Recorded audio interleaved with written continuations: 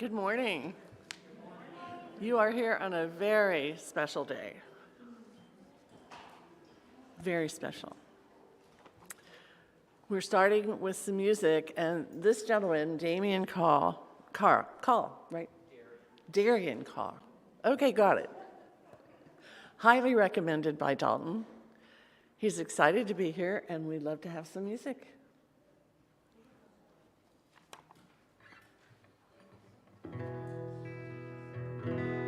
If you get a hang of the words, feel free to sing along.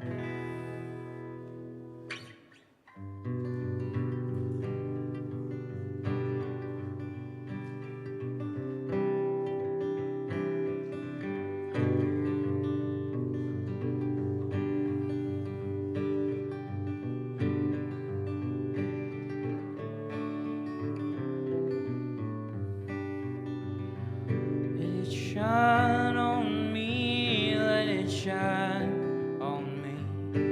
Let your light from the lighthouse shine on me. Let it shine on me, let it shine on me.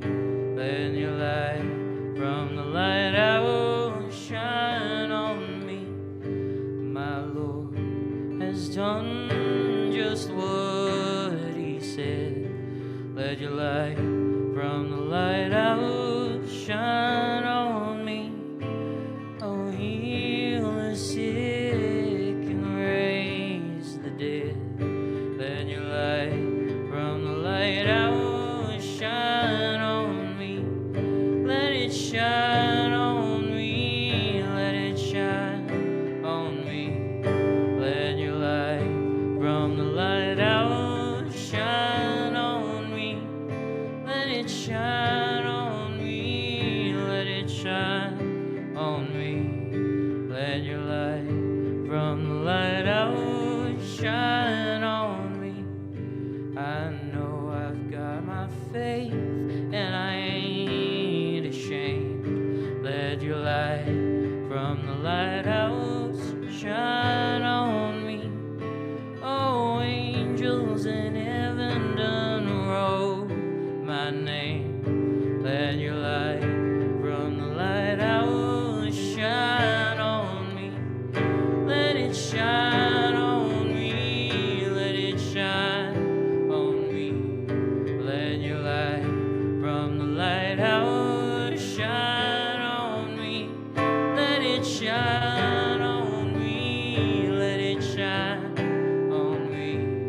Let your light from the lighthouse shine on me. Let it shine on me. Let it shine on me. Let your light from the lighthouse shine on me. Let it shine on me. Let it shine on me. Let your light from the lighthouse shine on me.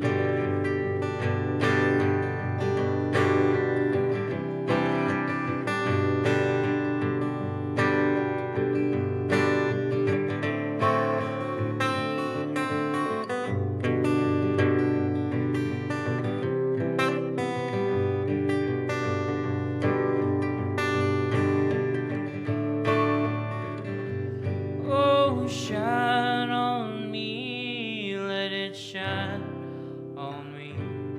Let your light from the lighthouse shine on me. Let it shine on me. Let it shine on me. Let your light from the lighthouse shine on me.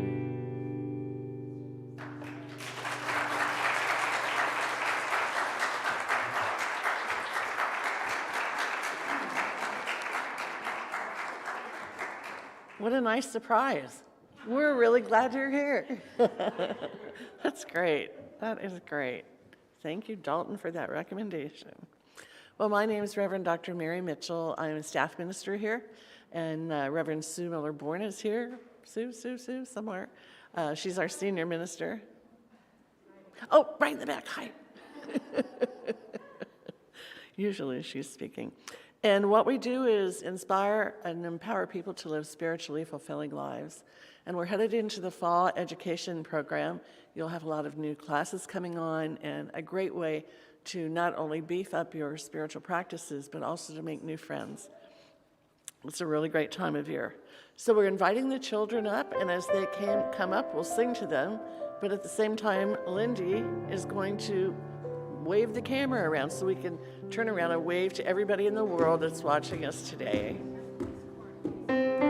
Face of God. Won't you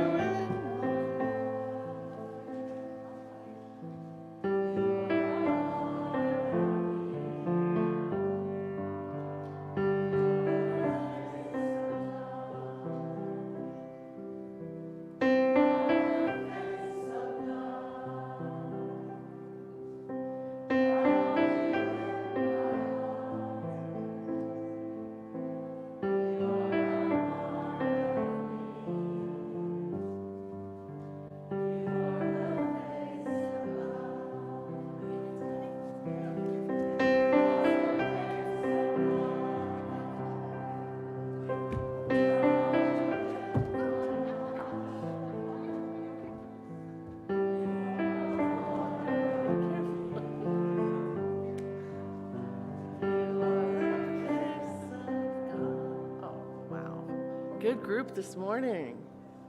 How wonderful. How wonderful. All right. I would like to thank everyone that came here early. Lindy, thank you for being here early. She had quite a bit of setup to do, and it's all turning out beautifully. And Doug and Ronnie Herber, our ushers and greeters, and Stephen Smith, our board member. And the kitchen cookies are in the kitchen cooking. So there'll be some good things. They've done some homemade things I think you'll really like after service. And after service is Reverend Lisa Carson's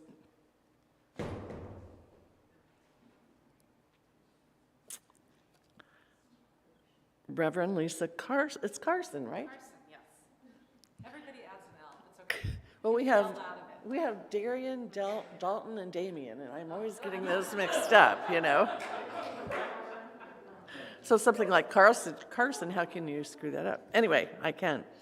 All right, so I'd like to thank them all. If you have any devices that would make noise during service, we'd appreciate it if you turn them off or put them on stun or whatever that is, vibrate, I don't know.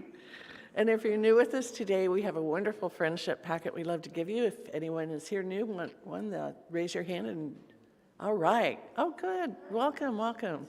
Two up front, that's great. And if you would like to see our camp, if you would like a tour of our facilities here afterwards, just come and see me. We have 3.5 acres and a meditation pavilion, labyrinth, and so on. So we feel very proud of our facility. That's totally paid for, by the way. I know, isn't that? It always feels good. It always feels good. Sometimes I'm looking on open pulpits to see who, on headquarters, looking to see who else is looking for a minister other than us. We have our minister's candle here lit. And some of these churches have millions of dollars of mortgages. And I'm like, we don't, come. You'll love us. All right, focus announcements. We have some focus announcements. The book sale ends today. So please don't leave without 6 books. No, just joking. Reverend Lisa has a little workshop, and it says at noon, but noon is way too late. Let's do it at 11:30, and you'll love it. It's all about her journey to Thailand. She's going to expand on tips she got from traveling in Thailand and practical tools for maneuvering this journey of life. And she'll show a slideshow and give you a lot of quotes today. And I think Paul and I have been to Thailand about 10 years ago, and it is the most gorgeous country. Fabulous people. I mean, it's just a place that we dearly loved, so I'm really excited about this. All right, Roy Wolfstead's men's group meets Monday, August 22nd in the evening, 7 to 9. That's a great group for men. On Saturday, August 27th, the SOAR group is going to Lassen, I never heard of this one, the Lassen Cold Boiling Lake trail. It's near Bumpa's Hill, of course. It's a cold, boiling lake trail. All right. And Manzanita Lake. Sunday, August 28th at 9 a.m., that's next Sunday, Reverend Sue does a visioning practice in the pavilion at 9 o'clock. So if you'd like to vision something important for your life or your work or your family or your health, whatever, that's a really good process to vision, inviting Spirit to speak to you. And Shirley Wade's going to be doing a class, The 7 Spiritual Laws of Success, starts Thursday, September 1st, 3 to 4:30 p.m. It's based on the 7 natural laws that govern all creation, and it shatters a lot of myths about creation and success and hard work. Shirley is really great at that, and I think you'd really enjoy it. And then Reverend Kat Cox is coming on Sundays, September 4th to September 25th, after service. It's called Conversations of Concern, Building Bridges. It's a 4-week class to explore how to guide and take part in challenging conversations across differences in ways that honor the perspective of all sides, strengthening trust, connection, and community. She is really good at working with people who don't think alike and have questions. Oh, would you like to say something about it? Sure. Well, come on up. I didn't see you in the front row. It's the hat. It's the hat, I see. So I would love to invite you to join in looking deeply at how we can stay fully present with ourselves, fully in integrity with ourselves, and still open our hearts to others and guide conversations in ways that others will feel more heard, more understood, and that we will build connection even when we don't come into full agreement. So we can move out of full agreement being the goal and the goal being connection. And what happens is when we build connection, we actually soften our perspectives, and others do as well, and we come much closer together in our sense of what we could do together moving forward. So I'd love to be with you. I've led versions of this workshop for 20 years, literally all over the country, and it's a joy to be bringing it here now that I'm a participant in the Center for Spiritual Living. So hope to see you. I won't wear a hat. It's cute. It's cute. That's great. That sounds like a lot of fun. Very interesting. All right, we've got that done. So we're going to have a reading, and you can find it here, Lori. And then I'll invite the bell 3 times, and then I'll be doing a spiritual mind treatment, and for you that are new, it's our affirmative prayer. And then Reverend Lisa will give her talk with slides. I think you're going to just love it. And after that, another music. Okay, great. Lori?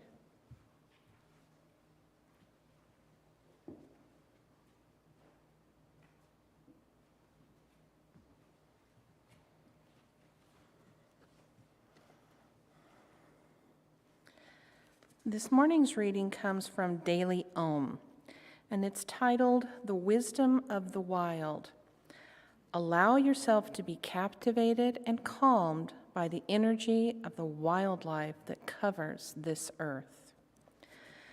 For better or worse, most of the world we experience is dominated and controlled by human beings. We spend our days in houses, cars, and buildings, and inside these structures, we are in control. We assert our wills and manipulate our environment. Within the context of the human world, this is natural. However, we often carry this attitude with us into the world of nature. We forget as we enter the forest or sit on the edge of a pond that we are moving into another realm, one that asks us to drop our baggage and surrender to a different sense of order and meaning. When we move from our everyday world into the world of nature, we may not even notice at first. We might continue talking loudly into our cell phone or to a friend who is with us. We might walk quickly, as if we are on a busy city street, our eyes downcast, our thoughts hectic and hurried. In the best case, if we are sensitive to our environment, we will soon notice that it has changed. We may hear ducks calling or wind moving through the leaves of a tree. If we notice the shift, we will naturally shift as well. If we don't, we may get all the way through a beautiful park without having lowered our voices. Next time you find yourself in the presence of wildlife, even if it's just a duck pond in the midst of an urban hustle, try to move into a receptive state of opening and listening, no matter how much or how little time you have. Allow yourself to be captivated and calmed by the energy of the wildlife that covers this earth. Teaching our children to be respectful of nature and to stop and observe is a gift they can always cherish. We preserve pockets of nature in our urban centers and large expanses of nature in our national parks because of the magic we feel in its presence. It reminds us of our smallness and calls us back to a deeper, quieter part of ourselves. When we honor nature by being respectful in its presence, we honor the mystery and the wild beauty of our origin.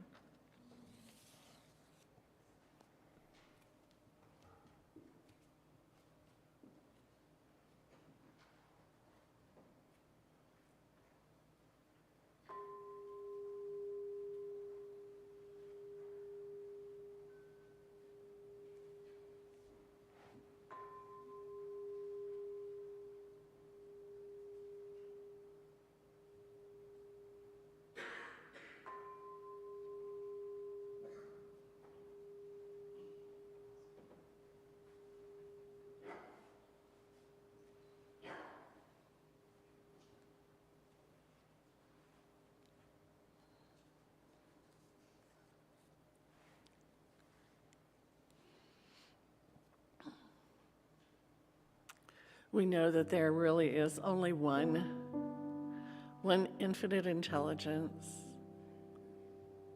Some call it God, some call it Father. Whatever the word, we know the energy behind it. We know that energy that we see in nature. When we feel one with nature, we know it's all one. When we see the rays of sunshine coming over the mountains or coming through the trees, we feel that energy of oneness. And it is in us also. The energy that we have and our body gives off blends with the energy of nature. It's all one. So I know today, as we explore the beauty and the spirituality and the oneness of Thailand and its people, and it's such a spiritual community, we can see in our own lives where that fits in our belief system. We're all one. And so I am open, excited, and full of love for this morning and what we'll see and hear and learn. So I give thanks for Reverend Lisa coming here with her heart open at the love she has shared with the Thai people. And together we just enjoy being together in this oneness on this earth that is one. So I release these words to the moment, feeling the beauty of the day and the love that is shared in this room. It's real, it's true, it's honest, it's one, and so it is. Good morning. I will take these papers away. Let me take this off here too. Nobody saw that pin drop. Good morning. It's wonderful to be back. It's been a few years. I've been hiding out in Thailand for the last few years, not actually hiding, but enjoying it there. And that's what I look forward to sharing with you this morning.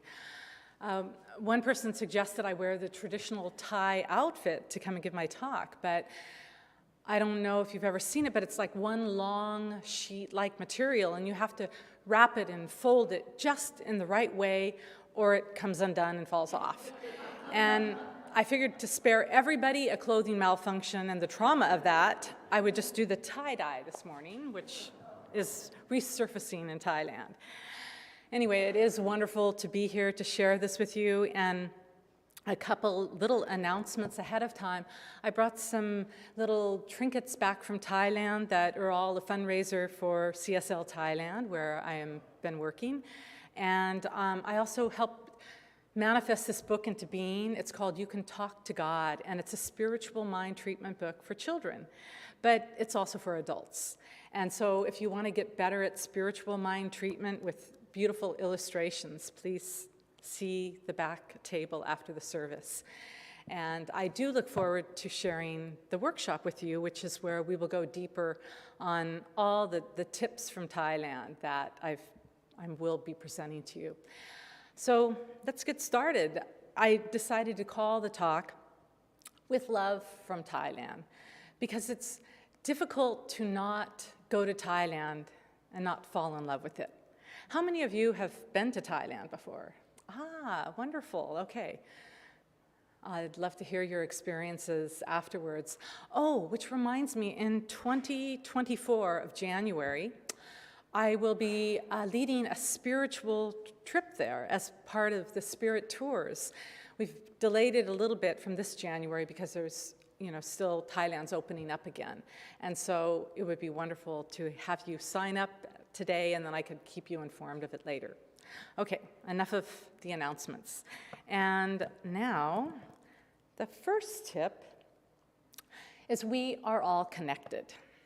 And I can't help but notice that despite the differences in shapes and sizes and colors, we are truly all connected at an atomical level, a chemical level, a biological level. And we're energy and vibration, all humans and all living things. And so when I was in Thailand, I got that true sense of, despite whatever country I went, I knew that I was connected to this deeper source, and it helped me feel a little less homesick at times. Ernest Holmes shares this more when he says, "We are affirming the unity of all life, a unity which includes all variety. Unity passes into variety and multiplicity without division." At first, I thought that was just a weird math story problem, and I kind of skimmed over it. But then, thinking about it, the universe delights in experiencing itself as us. The cosmos gets to expand through our human diversity, even though we're still all from the one source. Now, this next slide is from up in northern Thailand, in Chiang Mai, and they have lots of temples up there, also known as Wats. And this particular temple was so colorful, and I used to love to be a Wat wanderer. I'd go and hang out in the Wats because I love the energy. And I just felt very connected with Source there. Now, one day, when I went to a temple, I came upon this, it was an older temple, and I saw that there was this big string that went from one part of the temple to the other. And my first reaction was, how presumptuous of the monks to hang their clothesline there. And do they really think we want to see all the dirty clothes hanging out there? So I was a little concerned. And then I noticed when I went inside that the string continued on throughout the entire temple, weaving through these little monk figurines. And so I thought, there's got to be something more going on here, because it went outside too, this massive clothesline. And here they had paper origami colored creations out there. Well, of course, I had to inquire a little bit more, and I found that on certain unique holidays in Buddhism, they take this string and they tie it around the temple, and these are called prayer flags, and they help bring the prayers up to heaven, and they also help people who've passed ascend to heaven. And one monk, the main monk of the temple, he holds one end of the string and prays and meditates on it and expands that energy throughout the temple. And then afterwards, they chop it up into little bracelets and they pass it out through the community. And I just thought, wow, that's a great ritual. We might have to try something like that here. And, you know, if you ever come in and all the chairs are tied up, you'll know why. Now, I want to ask, because this is a participatory talk, where and how do you feel that we are all connected? Because when I was flying from California to Thailand, I didn't see borders or walls. I saw blues and greens and whites and browns, and just this beautiful ball that we were living on. So if you will, just call out a couple places, the ways that you see that we're connected. The ocean, yes. The seas connect us completely. What else? The air that we breathe. The air that we breathe, yes. And as we found, the air that we breathe can be both a positive and a challenging thing, because pandemics don't stay within borders. And other ways that the earth is connected, through the air, the pollution, but also the beauty. Any other? Pardon? Through meditation, yes. Invocation. Oh, an invitation. Yes. Oh, yes. Stars, yes. Okay, why not? That is a connection. Unexpected one, but a connection. Okay, moving on to the second tip. Stay curious. Never mind what it did to the cat. It had 8 other lives, I think. Staying curious won't kill you. It expands you. In fact, Einstein said, "The mind that opens to a new idea never returns to its original size." Think about it. You can't go back. Once you know, it's hard to not know. And so it helps. Curiosity is kind of like the gateway drug, though. It informs you of your passion. So if you follow what you're curious about, you'll learn more. In fact, if these 2 men had not been curious, Edwin Hubble and James Webb, then we wouldn't see images like this. I don't know of how many of you know about the deep space. I know you've probably seen it, but this deep space image was taken no more than the size of a grain of rice. They aimed their telescope out into the darkest spot of the sky and said, "There's nothing out there."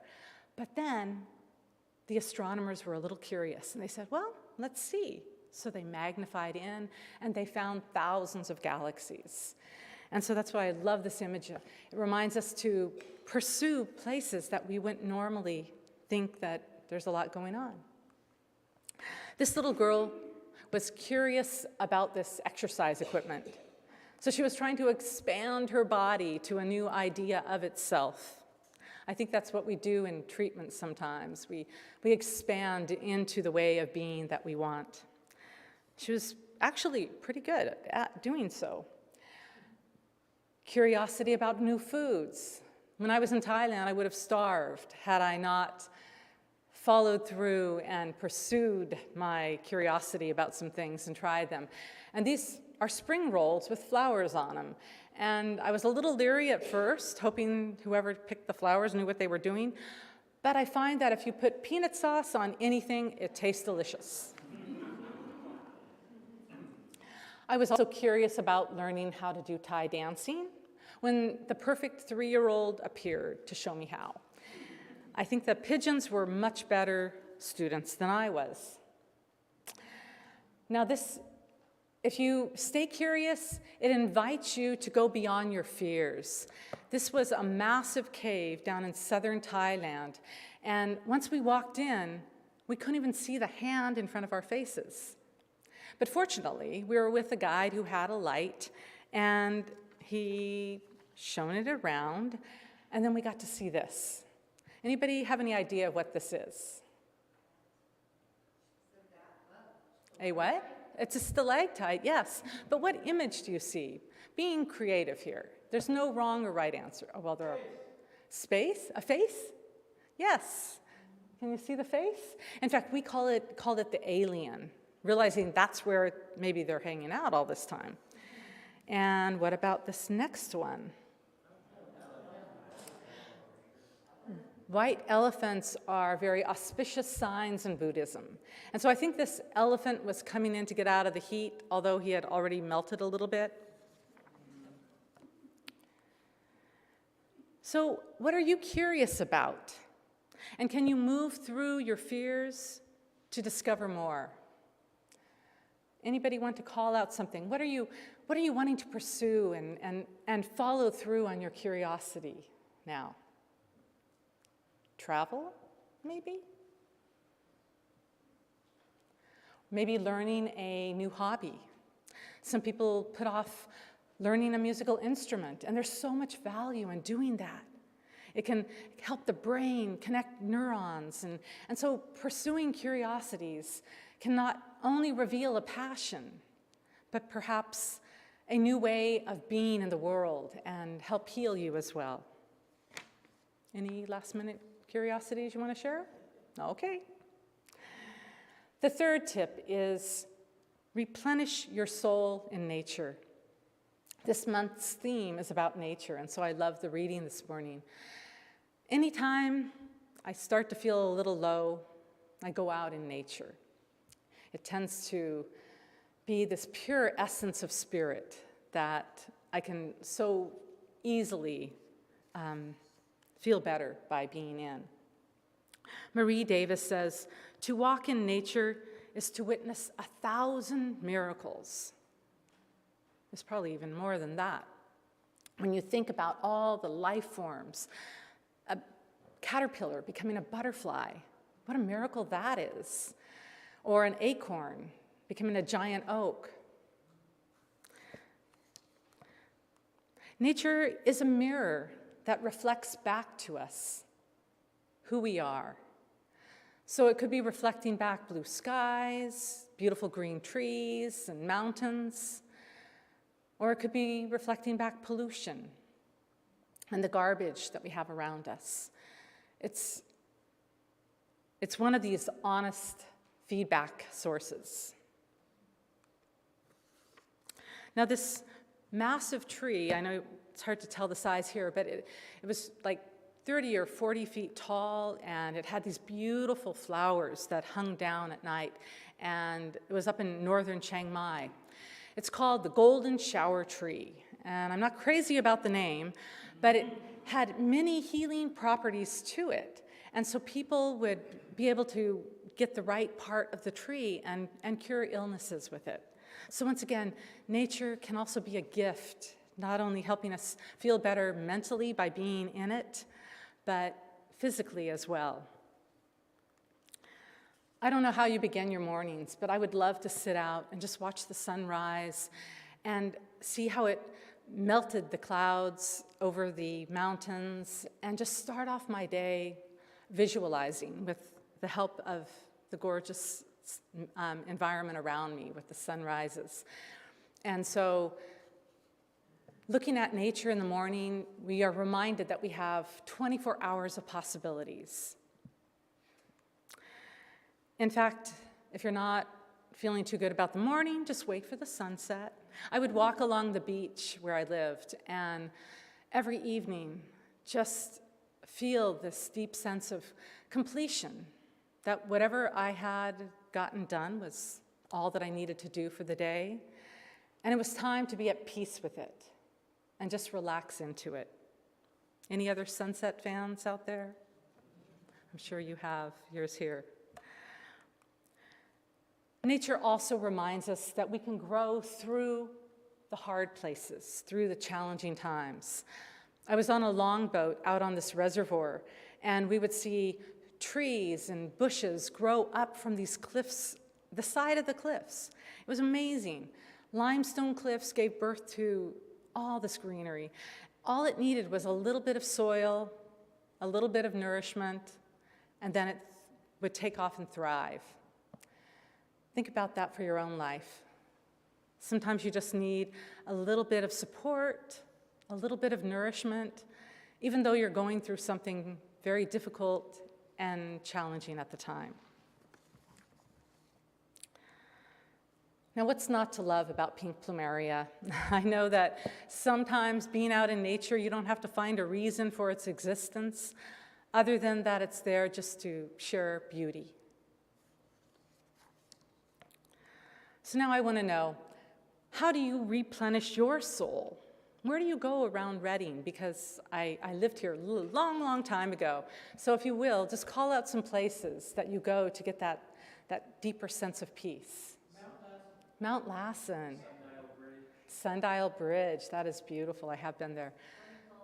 Bernie Falls. I haven't been there in a long time. Do they still have water? Yeah. Oh, okay, good. Where else? The Trinity Mountains. Yes, I love that. Pardon? Hat Creek? Or? Oh, okay, great. Sometimes you don't have to even go probably too far if you have a tree out in your yard just to sit in and meditate and feel that deep sense of peace from that. The fourth tip is give thanks and appreciate it all. Now in this image, somebody's holding up the planet, but in a sense, I think the planet is holding us up. We are privileged to be here and to have this perfect blend of oxygen and elements to support our life. In fact, it's called the Goldilocks planet. And so I give thanks every day when I can still wake up and know that it's still supporting our life. Neil Donald Walsh, he has a new book out, and he says, gratitude is not merely an emotion, it is a decision. So powerful is this decision that it becomes a definition, telling us what is so about any situation, circumstance, or event. Think about that for a moment. When you decide that whatever experience you're having is a gift in which you can be thankful for, it changes your experience in it. You can't always make sense at the time of why this gift looks like it does and showed up the way it did when it doesn't feel like a gift at all, but just to trust the process, to make a decision on how you will respond and not just react. As I said, I like going to temples, and here I'm at the base of a temple called the Big Buddha on a southern island. And it was a hot, humid day, as it is almost 365 days a year there. And I had to climb up all these steps. And I was kind of whining and moaning, and I thought, not another step, it's hot. I just want an elevator. Well, each step that I took got me closer and closer to where I wanted to be. So whatever challenge you're having, just know that it's the perfect right step to take you where you want to be so that you can get that new perspective and see all over and let the light flood in and illuminate whatever difficult time you're having. Be grateful for the journey that leads you to where you're eventually being. This little boy has a subtle smile of gratitude on his face. It's on the day of Songkran, which is a New Year holiday there. And I love it because what they do is they celebrate water. It's right before the monsoon rains come, and so they have like water fights. And this year, because of COVID, they just let the children kind of run around splashing water. So he's filling half a coconut shell, and he was so excited when he got to go pour that on his brother. And so I'm thinking maybe that's a way to bring back the rains. We could have like a little squirt gun fight out here and just bless over the lawn where we could water it, but celebrate water and be thankful and be in gratitude for it as they are. Anybody know what this food is? I know you can read it a little bit. It's different. Pad Thai, different types of Pad Thai. And it was at a food festival, and I was looking at this abundance of food. And I was so grateful that I was in a place where there was plenty to go around. And I think of many people here on the planet right now who have food insecurities. And so each time I have a meal, I just have a little gratitude about it. And especially since this was only 50 baht a plate, which is like $1.10. So it's amazing. When you come to Thailand with me, you can try some of this stuff. Now, I'm not grateful that McDonald's is all over the world, but I am grateful that Ronald knows how to do what's called the Y, where you put your hands together and bow. And here it can mean two things. The first one is thank you, but it can also mean I'm sorry. So you can see that however you choose to. So now please just call out a couple things. What are you most grateful for and thankful for in your life? Family. What else? Love and what was that? Writing? Surviving. Oh, yeah. Oh, that should be at the top of the list right there. What else? Music. Pardon? Great-grandchildren. I hope to have those someday. I got to talk to my son about that. What else? Health, yes. In fact, we don't realize how grateful we are for our health until we lose it. And I know each one of us has gone through our own challenges, but I broke my foot a year ago at this time, and I have never been so happy to walk without pain. The fifth point or tip is don't be attached to any of it. Sometimes we're going through life and we only get brief little snapshots in time. And sometimes we just want to hold on to those and make them last forever. I want you to meet Spot. He's my Thai friend's dog, and he loved to play fetch more than anything in the world. But he also didn't want to let go of his ball. So he sacrificed doing what he most loved to hang on to something that he thought he might lose. What are the balls in your life? What are they causing you to give up, to go without? It's maybe hanging on to something because it gives you security. Frida Kahlo, she's a Mexican artist. She says, oh, it didn't turn, thank you. Did you just now see him? Yeah. Oh, this is Spot. Okay. I get so carried away, I forget that you guys don't see what I'm seeing. Okay. Now, Frida Kahlo says, nothing is absolute.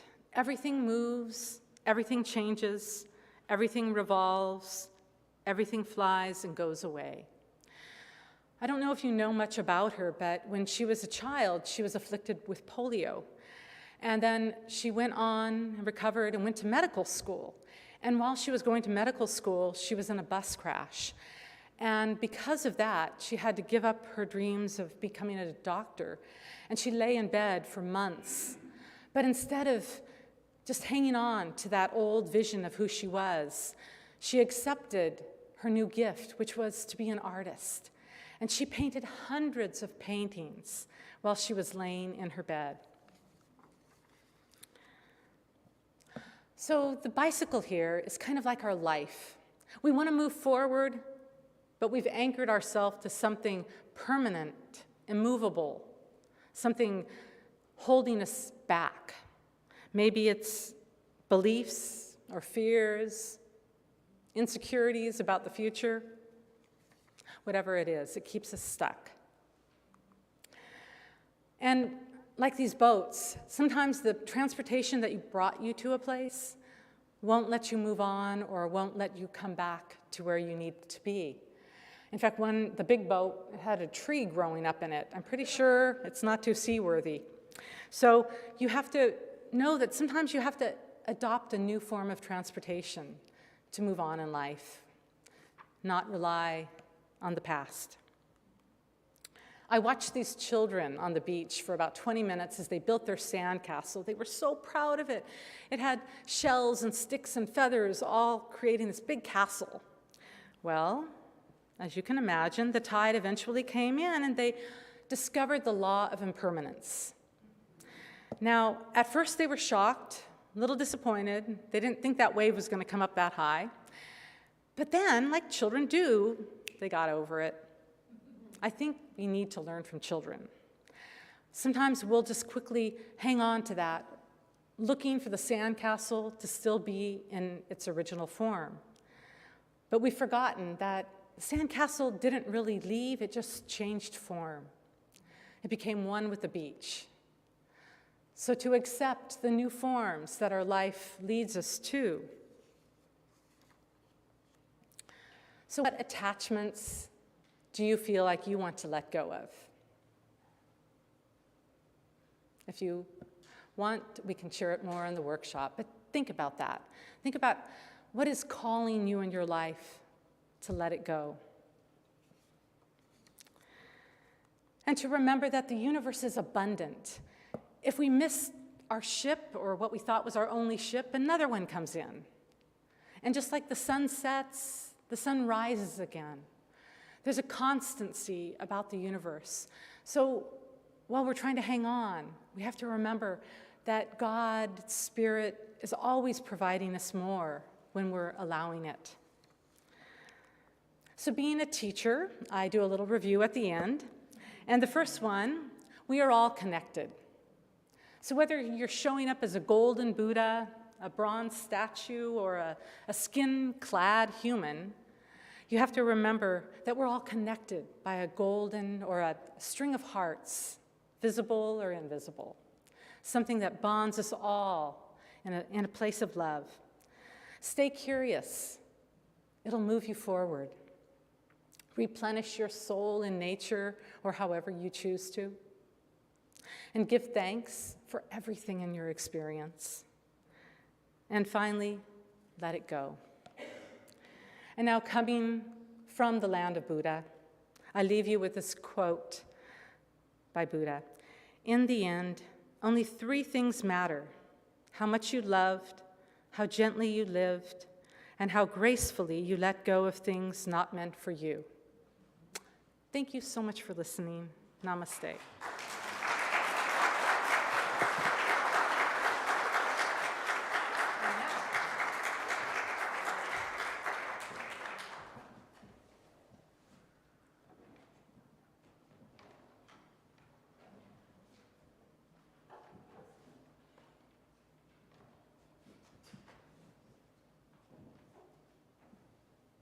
Forgive me while I get ready.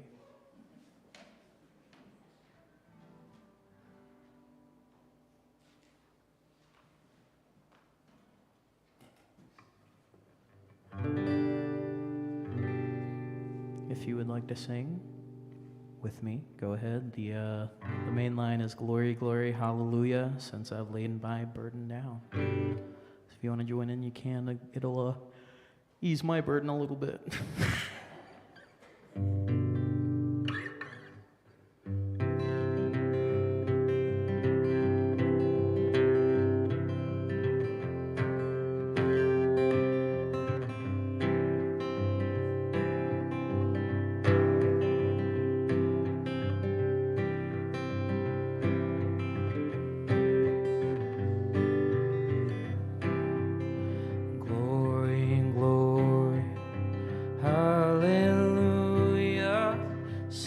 I've laid my burden down.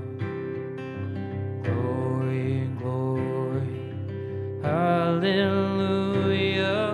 Since I've laid my burden down, no more sickness, no more sorrow. Since I've laid my burden down. No more sickness, no more sorrow, since I've laid my burden down.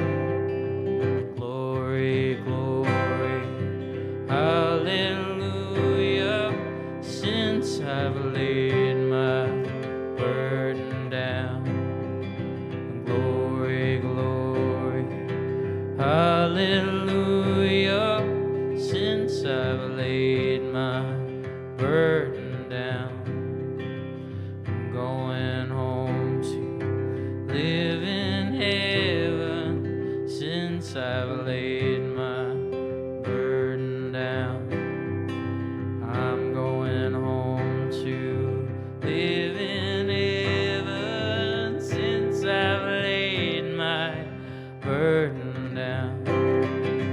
Glory, glory, hallelujah, since I've laid my burden down.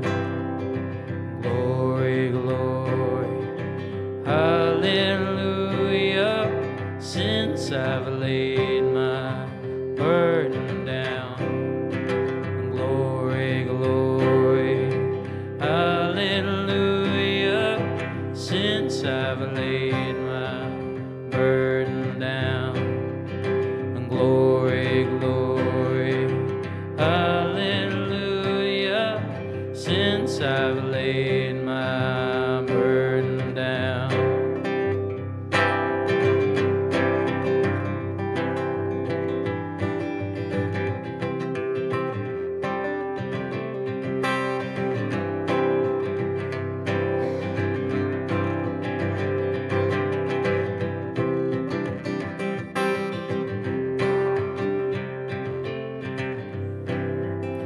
Glory, glory, hallelujah, since I've laid my burden down. Glory, glory, hallelujah, since I've laid my burden down.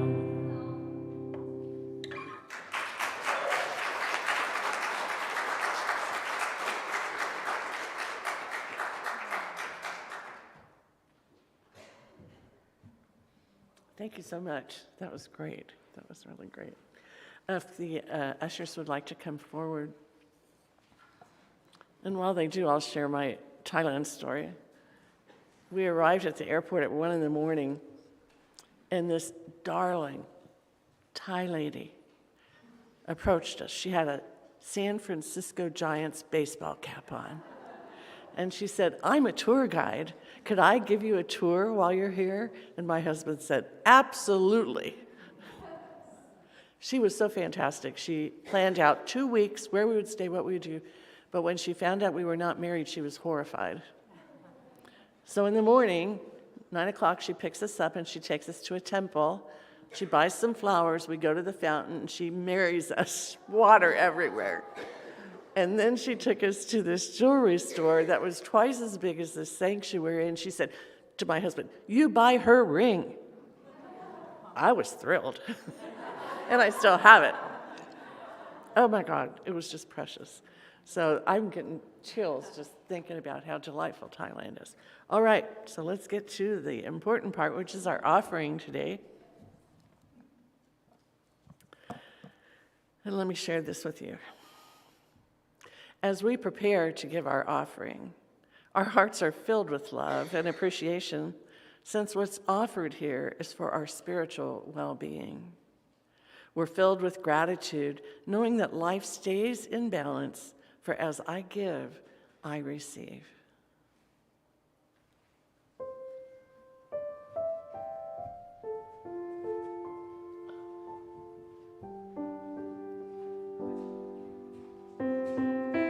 Blessed, I am so blessed, I am so grateful for all I have. I am so blessed, I am so blessed, I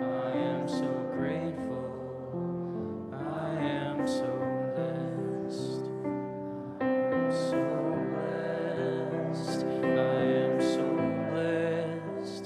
I am so grateful for all I have. I am so blessed. I am so blessed. I am so grateful. I am so blessed. I'm so blessed. I am so blessed. I am so grateful for all I have. I am so blessed. I am so blessed. I am so grateful. I am so blessed. I am so grateful. I am so blessed. I give thanks for the blessed donations received in the offering this morning and during the week. I know each dollar supports this spiritual family in many ways as we grow together, pray together, and give thanks for all that this center has been blessed with today and always. And so it is. Darian, I'm so excited to get to do our closing song. So am I. All right. All right. You guys should know this one. This one's called Amazing Grace, so please sing along. You can if you want to. You can stand if you want, sit if you want. I'm not going to force you to.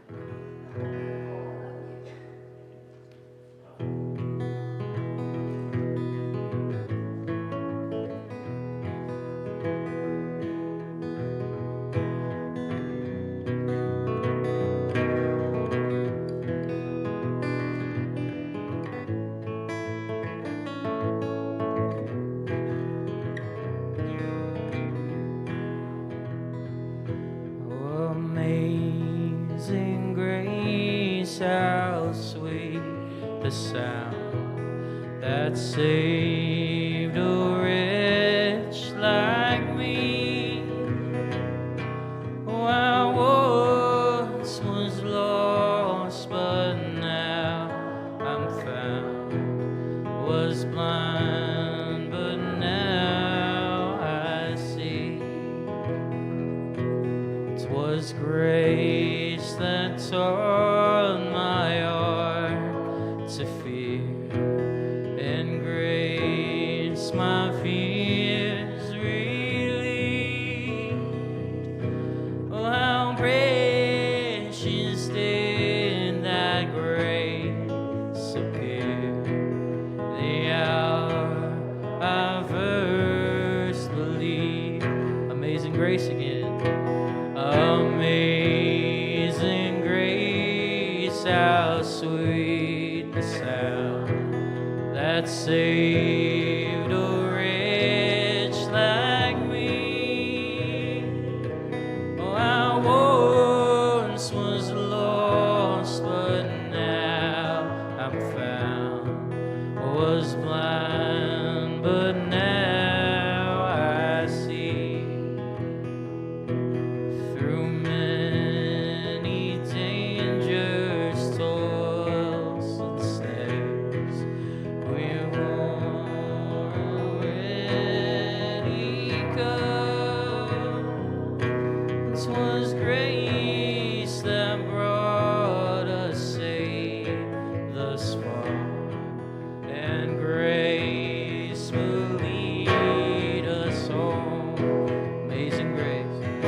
Oh, amazing grace, how sweet the sound that saved a wretch like me. Oh, I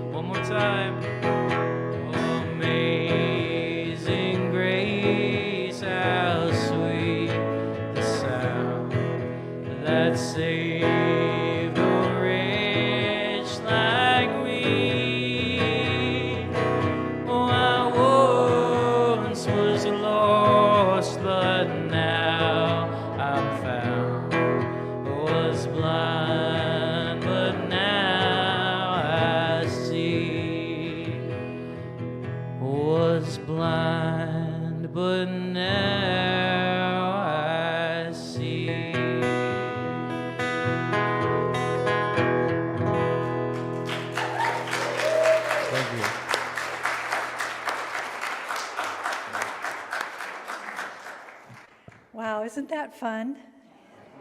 What a beautiful voice. You've really blessed us today, and we hope we see you again. We'll put you on our docket. Please do. Yeah. Yeah. So thank you all for being here, and Reverend Lisa, thank you. We go way back. We were very irreverent at times, she and I, because we'd end up in the same family at retreats. But boy, we had a lot of laughs, a lot of fun. And so I hope you can join us at the workshop, because as you can see, she has this sweet little wit that shows up in her heart and brings us great joy. So that will start at 11:30. There's the social hall to enjoy company with each other. But please check out her table. There's already, I want everything. And she'll be back there, right? So she'll be back there, or Mary will. And just feel free to come up and talk to Lisa about your adventures in Thailand. She'd love to hear from you. And the book sale, don't forget, what did Mary declare? 6 books each? Okay, I think you can handle that. Yeah. But blessings on your day, and have a beautiful one. Thank you.